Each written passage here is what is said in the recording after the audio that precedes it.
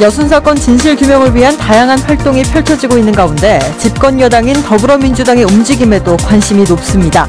민주당 내에서 진상규명위원회 설치를 골자로 하는 여순 사건 특별법의 당론 발의가 추진되고 있습니다. 오늘 하루 전국에서 민주노총 소속 노동자들이 총파업에 들어간 가운데 전남지구 노동자들도 대규모 집회를 가졌습니다. 이들은 산단 대기업들의 이윤 독점과 지역의 노동 적폐를 청산해야 한다고 주장했습니다. 무안과 광주공항을 거점으로 도약하려던 저비용 항공사 에어필립이 암초를 만났습니다. 대표이사가 구속됐기 때문인데 조만간 있을 항공사 면허 취득이 쉽지 않을 것으로 보입니다. 순천시가 여행객 만족도 조사에서 1위를 차지했습니다. 이번 평가에서 순천시는 여행자원 풍족도와 여행 환경 쾌적도에서 높은 점수를 받았습니다. 네, 시청자 여러분 안녕하십니까? 여수 MBC 뉴스데스크입니다. 오늘 전국의 민주노총 소속 노동자들이 총파업에 들어갔습니다. 민노총 전남지부는 여수에서 집회를 열었는데 여수 산단 대기업이 만들어낸 노동 적폐를 청산해야 한다고 목소리를 높였습니다. 조희원 기자가 취재했습니다. 바쁘게 돌아가던 건설 현장이 텅 비어 있습니다. 덤프트럭이 쉴 새 없이 오가야 할 도로도 한산합니다. 오늘 전남 동부 지역 덤프트럭 운전사 150여 명이 총파업을 선언했습니다. 운전사들은 물가가 매년 상승하는데 건설업체가 지급하는 덤프트럭 임대료는 날이 갈수록 낮아져 장시간 저임금 노동에 시달리고 있다고 주장했습니다. 서로 1시간 더 일찍 일어나고 하루 더 일을 먼저 하고 한 달에 몇백 놈 25일 일하면 나가 27일 일하면 나아지는가요? 그 사람보다 내가 나아졌어요. 정시간 노동! 정시간 노동! 저작거를! 오늘 하루 전국 총파업에 들어간 민주노총 전남지부 14개 산별연맹의 조합원 1000여 명도 힘을 보탰습니다. 민노총은 여수 산단의 대기업들이 이윤을 독점하고 있다며 지역의 노동 적폐를 청산해야 한다고 목소리를 높였습니다.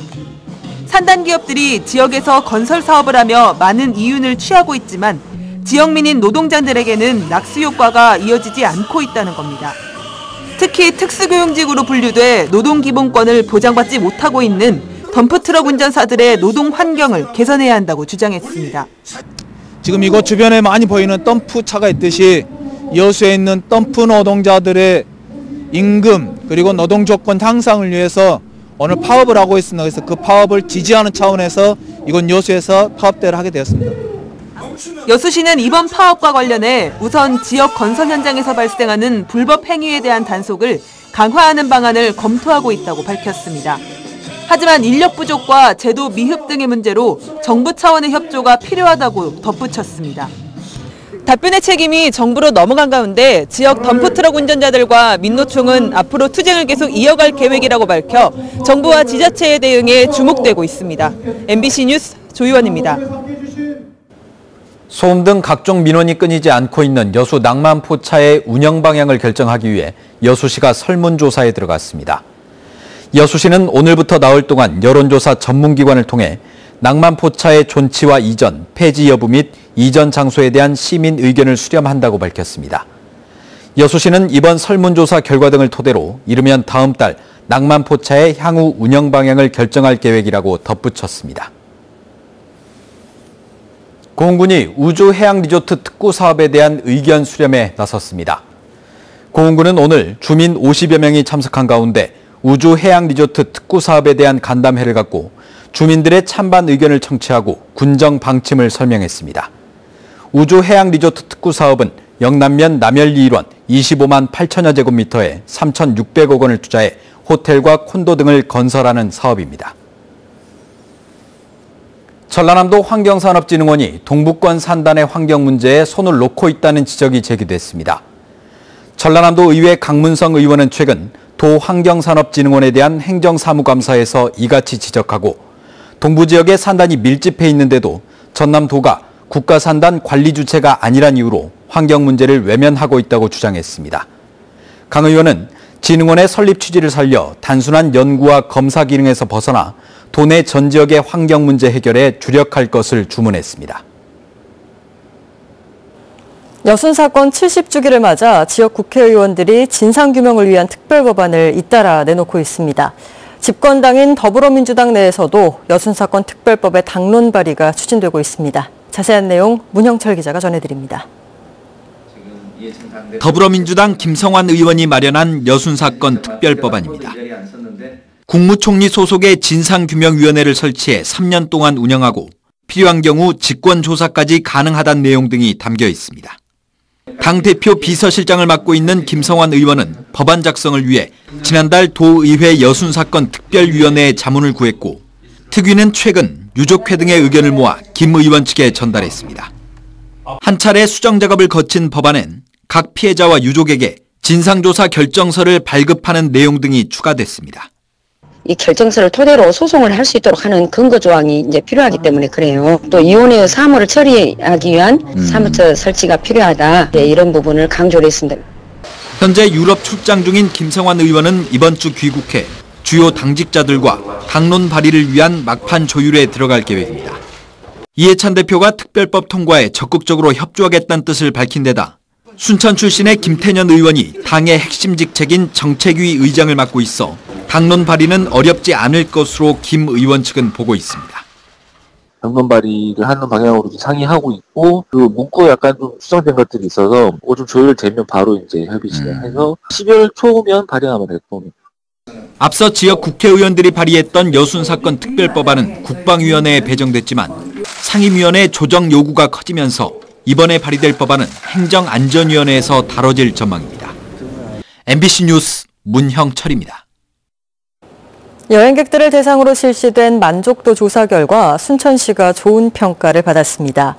세종대 관광산업연구소와 컨슈머인사이트가 공동으로 실시한 이번 조사에서 순천시는 여행자원 풍족도와 여행 환경 쾌적도 등에서 좋은 평가를 받아 전국 150여 곳의 기초단체 가운데 여름 휴가 부문 1위에 올랐습니다. 지난 2015년부터 매년 실시되고 있는 여행지 종합 만족도 평가는 지역관광 활성화와 관광산업 성장을 위해 소비자들을 대상으로 이루어지고 있습니다. 민중당이 사법적폐 청산을 위해 법관들의 국민 탄핵운동에 들어갔습니다. 민중당은 오늘 여수시 법원 앞에서 기자회견을 열고 최근 전국 법관 대표회의에서 사법농단 연루 판사들의 탄핵 촉구 선언문이 의결됐다며 국회가 조속히 이들의 탄핵 절차에 들어가야 한다고 주장했습니다. 민중당은 또 국민 탄핵운동의 하나로 법원 앞 1인 시위와 대시민 서명 활동 등을 이어갈 계획입니다. 무안과 광주에 거점을 두고 저비용 항공사로 도약하려던 에어필립의 대표이사가 구속됐습니다. 항공사 신규 면허 경쟁이 치열한 상황에서 앞으로 험난한 여정이 예상됩니다. 보도에 이계상 기자입니다. 에어필립은 출범 5달 만에 항공기 석 대를 보유하고 취항 노선도 6개까지 확대했습니다. 이런 공격적인 사업 확장을 통해서 에어필립은 신규 저비용 항공사 면허 취득을 준비했습니다. 내년 3월까지 신규 항공사에 대한 면허 심사가 진행되는데 플라이 강원과 에어로케이, 에어프레미아, 그리고 에어필립이 도전장을 냈습니다. 국토교통부는 면허를 신청한 회사들이 치열하게 경쟁하고 있는 상황에서 대표이사 구속과 회사의 재무 건전성 등은 중요한 심사 기준이라고 밝혔습니다. 유사소신이나 이런 혐의가 있기 때문에 특히 그 사업계획상 가져온 자본금이나 이런 것들에 대해서 저희가 좀 더 엄격히 보긴 해야겠죠. 국내 항공 노선 운영만으로는 적자가 불가피한 상황에서 저비용 항공사 면허를 취득하지 못할 경우 에어필립은 적지 않은 타격을 받을 것으로 전망됩니다. 사실상의 모기업인 필립 에셋이 불법 논란 속에 영업 폐쇄될 가능성도 제기돼 에어필립도 함께 휘청거릴 우려가 커졌습니다. 에어필립은 그동안의 소형 항공사 운영 경험을 토대로 신규 항공사 면허를 취득하고 경영의 안정화도 깨야겠다고 강조했습니다. MBC 뉴스 이계상입니다. 도내 여성들의 고용 상황에 비해 일자리의 질적 수준이 낮은 것으로 나타났습니다. 한국은행 광주 전남본부의 보고서에 따르면 지난 3분기까지 도내 여성들의 경제활동 참가율은 54.9%로 전국 평균치를 웃돌았고 실업률도 2.9%로 다른 지역보다 낮은 것으로 조사됐습니다. 반면 여성들의 비임금 노동자 비율은 40.3%로 전국에서 가장 높았고 상용직 비중도 53%로 가장 낮게 나타났습니다. 광양시가 맞춤형 치매 안심센터를 열고 본격적인 운영에 들어갔습니다. 광양시 보건소는 치매 예방과 체계적인 관리를 위해 국비 7억 9천만 원 등 모두 9억 9천여만 원을 들여 지상 4층 규모로 광양시 치매 안심센터를 건립했습니다. 센터에는 검진실 외에도 교육실과 상담실, 가족 쉼터 등이 조성됐으며 다양한 맞춤형 치매 관리가 이뤄집니다. 술에 취한 채 응급실에서 행패를 부린 50대 남성이 경찰에 붙잡혔습니다.